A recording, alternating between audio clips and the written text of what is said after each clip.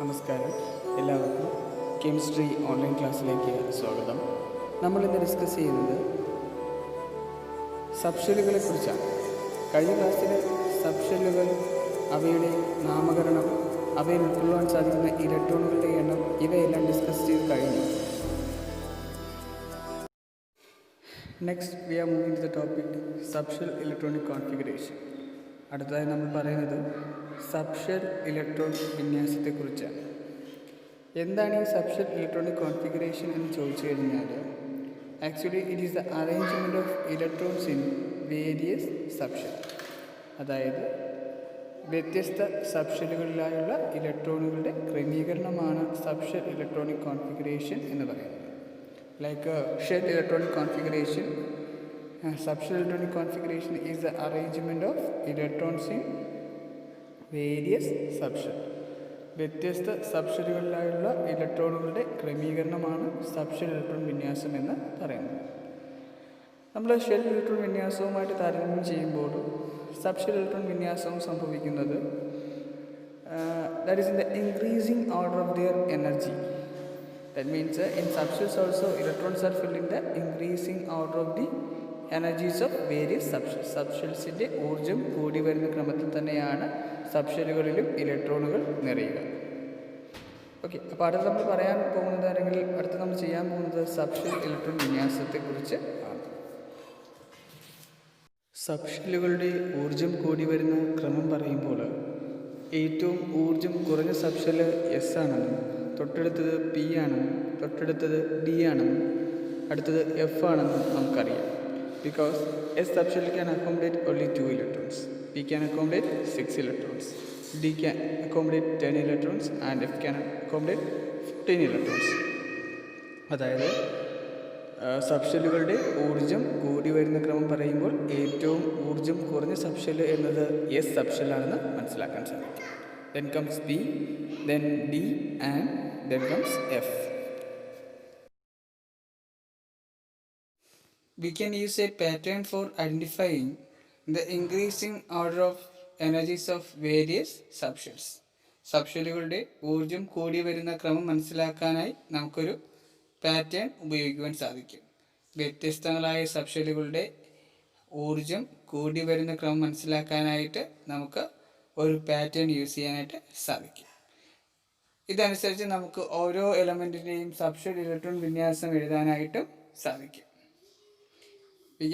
Using this pattern, we can write the subshell electronic configuration of any element. നമ്മൾ discuss ചെയ്യാൻ പോകുന്നത് subshell electron വിന്യാസത്തെക്കുറിച്ചാണ് നമ്മൾ ഇന്ന് discuss ചെയ്യാനായിട്ട് പോകുന്നത്. നമ്മൾ പറഞ്ഞു സബ്ഷെല്ലുകളിൽ ഇലക്ട്രോൺ എന്ന് പറയുന്നത് അവയുടെ ഊർജ്ജം കൂടി വരുന്ന ക്രമത്തിലാണെന്ന് പറഞ്ഞു. ഈ സബ്ഷെല്ലുകളുടെ ഊർജ്ജം കൂടി വരുന്ന ക്രമം മനസ്സിലാക്കാനായിട്ട് നമ്മളൊരു പാറ്റേൺ യൂസ് ചെയ്യുന്ന ആ പാറ്റേൺ നിങ്ങൾ ഓൾറെഡി കണ്ടു കഴിഞ്ഞിട്ടുണ്ട്. ഒന്നുകൂടെ ഞാൻ ബോർഡിലിട്ട് എഴുതാം. ആ പാറ്റേൺ ഇതാണ്. ഒന്നാമത്തെ ഷെല്ലിന്റെ subshell that is 1s. 1s എന്ന് കാണിക്കുന്നത് സൂചിപ്പിക്കുന്നതിന് കാരണം നിങ്ങൾക്ക് അറിയാം. 1s means it is a subshell of first shell. Here this 1 denotes shell number. ഈ 1 എന്ന് പറയുന്ന സംഖ്യ എങ്ങനെ കാണിക്കും? ഷെൽ നമ്പറിനെയാണ് കാണിക്കുന്നത്. So 1s means it is a first subshell of first shell. ഒന്നാമത്തെ ഷെല്ലിന്റെ സബ്ഷെൽ എന്നാണ് കാണിക്കുന്നത്. രണ്ടാമത്തെ ഷെൽ എടുക്കുമ്പോൾ രണ്ട് സബ്ഷെല്ലുകളാണുള്ളത്, 2s 2p. ഓക്കെ, ഓരോ ഷെല്ലിനകത്തുമുള്ള സബ്ഷെല്ലിന്റെ എണ്ണം എന്ന് പറയുന്നത് ഷെൽ നമ്പറിനെ ഡിപ്പെൻഡ് ചെയ്യുന്നു. The number of subshells present in each shell depends on the shell number. So രണ്ടാമത്തെ ഷെല്ലിന്റെ സബ്ഷെല്ലുകളാണ് ഇതൊക്കെ 2s and 2p. മൂന്നാമത്തെ ഷെല്ലിന്റെ സബ്ഷെല്ലുകളാണ് 3s 3p 3d. ഏതൊക്കെയാണ്? 3s 3p 3d. അതുപോലെ നാലാമത്തേത് 4s 4p 4d and 4f. Okay, ഇതൊക്കെ നാലാമത്തെ ഷെല്ലിന്റെ സബ്ഷെല്ലുകൾ. ഓക്കെ, ഈ ഒരു കാര്യം മനസ്സിലാക്കിയിരിക്കുക. ഓരോ ഷെല്ലിന്റെ സബ്ഷെല്ലുകൾ ഏതൊക്കെയാണെന്ന് നിങ്ങൾ എന്ത് ചെയ്യുക? മനസ്സിലാക്കി ഇരിക്കുക. ഇനി നമുക്ക് ഒരു കാര്യം കൂടി അറിയാം. എസിനകത്ത് പരമാവധി എത്ര ഇലക്ട്രോണുകൾ ഉൾക്കൊള്ളിക്കാൻ പറ്റുമെന്ന് പഠിച്ചു. എസിനകത്ത് പരമാവധി 2 ഇലക്ട്രോണുകളാണ് എന്ത് ചെയ്യാമെന്ന് ഉൾക്കൊള്ളിക്കാൻ പറ്റുന്നത്. അതുപോലെ പി എടുക്കുമ്പോൾ പിക്കകത്ത് 6, ഡിക്കകത്ത് 10, എഫിനകത്ത് 14. ഈ ഒരു കാര്യം കൂടി നമ്മൾ അറിഞ്ഞിരിക്കുക. ഓരോ സബ്ഷെല്ലിനകത്തും മാക്സിമം എത്ര ഇലക്ട്രോണുകൾ ഉൾക്കൊള്ളിക്കാൻ സാധിക്കുമെന്നും അതുപോലെ സബ്ഷെല്ലുകൾ അറിഞ്ഞിരിക്കുന്നു. നമ്മൾ പഠിച്ചത് ഇങ്ങനെയാണ്. ഷെല്ലിലായാലും സബ്ഷെൽസിലായാലും ഇലക്ട്രോൺ എന്ന് പറയുന്നത് അവരുടെ എനർജി ഇൻക്രീസ് ചെയ്യുന്ന ക്രമത്തിലാണ്. സോ ഇവിടെ നമ്മൾ നോക്കുകയാണെങ്കിൽ ഏറ്റവും ആദ്യം ഇലക്ട്രോൺസ് ഫിൽ ചെയ്യുക 1s എന്ന സബ്ഷെല്ലായിരിക്കും. 1s. ഓക്കെ, അടുത്ത ഇലക്ട്രോൺ എന്ന് പറയുന്നത് 2sലായിരിക്കും. 2s ഇങ്ങനെ ഡിനോട്ട് ചെയ്യാം. ആദ്യം ഇലക്ട്രോൺ എന്ന് പറയുക 1s, then comes 2s. അടുത്ത വരുന്നത് 2p, then comes 3s. ആ ലൈനിൽ കണ്ടോ, ആ ലൈനിൽ വരുന്ന ഏതൊക്കെ നോക്കിയാൽ ആ ലൈൻ എഴുതുമ്പോൾ ലൈനകത്ത് വരുന്നത് 2p 3s, then comes 3p 4s. 3p അടുത്ത് വരുന്നത് എവിടെയാണ് 3p, പിന്നെ വരുന്നത് എവിടെയാണ് 4s. ഓക്കെ, അടുത്ത വരുന്നത് എവിടെയാണ് 3d 4p. ഓക്കെ, ഇവിടെ 5s ഉണ്ടെങ്കിൽ 5s. സോ ഇതാണ് ഓർഡർ. 4s കഴിഞ്ഞിട്ട് അടുത്ത എഴുതുന്നത് പറയുന്നത് എവിടെയാണ് 3d 4p then 5s. ഈ ഒരു ഓർഡറിലേക്ക് ഇലക്ട്രോണുകൾ എന്ത് ചെയ്യുക, ഫില്ല് ചെയ്യുക. അതായത് നമ്മൾ എനർജി കൂടി വരുന്ന ക്രമം മനസ്സിലാക്കിയാൽ ആദ്യം 1s, ഏറ്റവും least energy level 1s, then comes 2s, then 2p, അത് കഴിഞ്ഞിട്ട് 3s, 3p കഴിഞ്ഞ് 3d എല്ലാം വരുന്നത് പകരമാണ് 4s ആണ് വരുന്നത്. 4s കഴിഞ്ഞിട്ടാണ് വരുന്നത് 3d. ഈ ഒരു എനർജി ക്രമം മനസ്സിലാക്കി ഇരിക്കും. ആദ്യം ഇലക്ട്രോൺ നിറയുക എവിടെയാണ്, 1sലാണ്, പിന്നെ ഇലക്ട്രോൺ നിറയുക 2sലാണ്, then 2p, അത് കഴിഞ്ഞ് 3s, 3p, 4s and 3d. ഇതായിരിക്കും ഇലക്ട്രോണുകളുടെ സബ്ഷെല്ലുകളുടെ ഊർജം കൂടി വരുന്ന ക്രമമാണ് ഈ കാണിച്ചിരിക്കുന്നത്.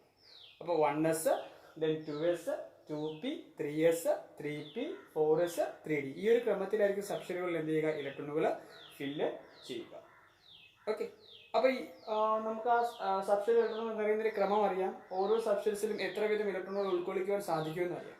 ഈ രണ്ട് കാര്യങ്ങൾ അറിയാമെങ്കിൽ we can write the subshell electronic configuration of any element. ഏതൊരു എലമെന്റിനും നമുക്ക് എന്ത് ചെയ്യാൻ പറ്റും, സബ്ഷെൽ ഇലക്ട്രോൺ വിന്യാസം എഴുതാനായിട്ട് സാധിക്കും.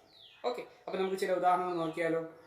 അപ്പോൾ നമ്മൾ എഴുതാൻ നിങ്ങൾ നോട്ട്ബുക്കിനകത്ത് എഴുതി write the subshell electronic configuration of the following elements. താഴെ തന്നിരിക്കുന്ന മൂലകങ്ങളുടെ സബ്ഷെൽ ഇലക്ട്രോൺ വിന്യാസങ്ങൾ എഴുതുക എന്നൊരു ഹെഡിങ് കൊടുത്തോളൂ. ഓക്കെ, ഇതാണ് write the subshell electronic configuration of the following elements. താഴെ തന്നിരിക്കുന്ന മൂലകങ്ങളുടെ എന്ത് എഴുതാനാണ് പറഞ്ഞിരിക്കുന്നത്, സബ്ഷെൽ ഇലക്ട്രോൺ വിന്യാസങ്ങൾ എഴുതുക. താഴെ തന്നിരിക്കുന്ന എലമെന്റ്സിന്റെ എന്ത് എഴുതാനായിട്ട്, സബ്ഷെൽ ഇലക്ട്രോൺ വിന്യാസം എഴുതുക. ഓക്കെ, നമുക്ക് നോക്കാം. സോ അതിനായിട്ട് ഞാൻ ആ ക്രമം ആ ഒരു ഓർഡർ ഞാൻ മാറ്റുന്നില്ല, പാറ്റേൺ മാത്രം ജസ്റ്റ് റബ്ബ് ചെയ്ത് കഴിയുന്നു. ആ ഓർഡറോടെ കിടപ്പുണ്ട് 1s, 2s, 2p. അതുപോലെ ഓരോ സബ്സ്റ്റൻസിനകത്ത് ഉൾക്കൊള്ളിക്കാൻ സാധിക്കുന്ന ഇലക്ട്രോൺസിന്റെ എണ്ണവും നിങ്ങൾക്ക് അറിയാം. നമ്മൾ ആദ്യമായിട്ട് എടുക്കാൻ പോകുന്ന എക്സാമ്പിൾ ആണ് hydrogen H1. Okay, 1 means it is atomic number. 1 means ഇത് അറ്റോമിക് നമ്പർ ആണ്. H1 മീൻസ് എന്താണ് അർത്ഥമാക്കുന്നത്, H1 മീൻസ് അറ്റോമിക് നമ്പർ ആണ്. എന്ത് കാണിക്കുന്നത്, നമ്പർ ഓഫ് ഇലക്ട്രോൺസിനെ കാണിക്കും. ഈ ഇലക്ട്രോൺ നമ്മൾ സബ്ഷെൽസിലായിട്ട് ഫില്ല് ചെയ്യാൻ പോവുകയാണ്. അപ്പോൾ ആദ്യം പറയുന്ന സബ്ഷെൽ ഏതാണ് ക്രമം അനുസരിച്ച് 1s ആണ്. 1s ആണ്. S can accommodate എത്ര electrons, it can accommodate 2 electrons. പക്ഷേ ഇവിടെ എത്രയേ ഉള്ളൂ, 1 ഉള്ളൂ. that is will be first subshell, that is 1s. so the configuration is 1s1. ഈ രീതിയിൽ നമുക്ക് എഴുതാൻ പറ്റും. അപ്പോൾ ഹൈഡ്രജന്റെ അറ്റോമിക് നമ്പർ 1 ആണ്. ആകെ ഒരു ഇലക്ട്രോണേ ഉള്ളൂ.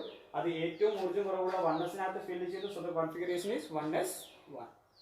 okay, next example is helium. മറ്റൊരു രീതി വേണമെങ്കിൽ നമുക്ക് പറയാൻ പറ്റും.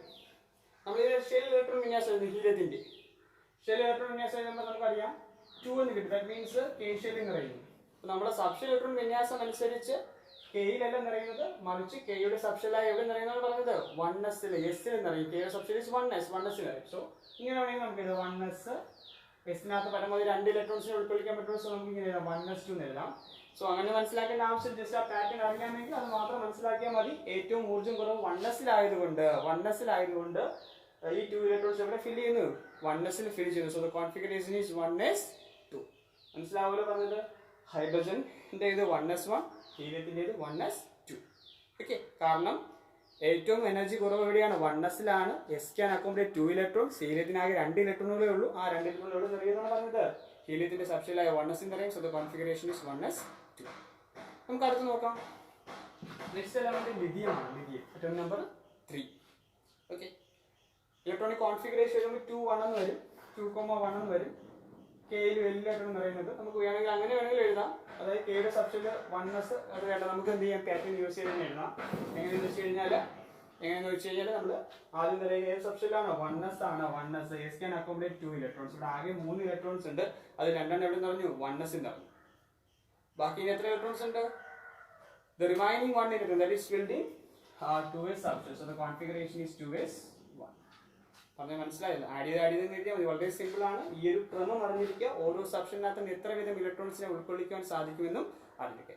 എങ്കിൽ we can write the subshell electronic configuration of all the elements. ഏത് എലമെന്റ് വേണമെങ്കിലും നമുക്ക് എന്ത് ചെയ്യാൻ പറ്റും, സബ്ഷെൽ ഇലക്ട്രോൺ വിന്യാസം എഴുതാനായിട്ട് സാധിക്കും.